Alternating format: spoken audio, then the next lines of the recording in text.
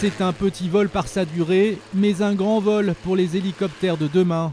Volta, l'hélicoptère 100% électrique, a effectué sa première démonstration en vol public ce mercredi 19 octobre sur l'héliport d'Issy-les-Moulineaux. Nous lui avions consacré un reportage il y a près d'un an. La ministre de l'Environnement, Ségolène Royal, va sortir son chéquier pour donner un coup de boost au projet. Ce qui est très important, c'est que cet hélicoptère électrique ait les moyens de développer ses recherches. Donc nous allons voir très rapidement combien il faut investir, puisque avec mon ministère, j'ai déployé des moyens supplémentaires dans la recherche.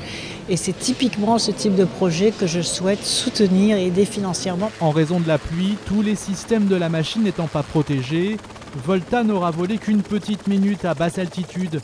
Mais qu'importe, son pilote d'essai a déjà effectué plusieurs vols ces 9 derniers mois et il est conquis. On se dit, voilà, où on va, où on avance, quoi. On est un peu là, on vole comme si on volait pour la première fois. Et quand on a 6000 heures de vol d'hélicoptère derrière soi, c'est un peu sympa d'avoir l'idée de faire ses premiers vols. Vous voyez ce que je veux dire? On retrouve un peu la fougue du jeune pilote qui commence ses premiers solos, quoi. L'hélicoptère Volta fonctionne grâce à 150 kg de batterie lithium située à l'arrière. Il est capable de voler à 150 km/h pendant 15 minutes. C'est un premier pas vers un Volta 2 qui, dans 2 ans, pourra voler une demi-heure.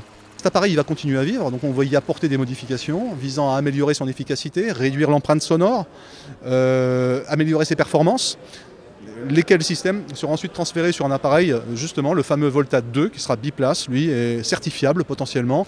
La commercialisation d'un hélicoptère tout électrique destiné aux loisirs et aux écoles de pilotage est encore loin, mais tout doucement on s'en rapproche.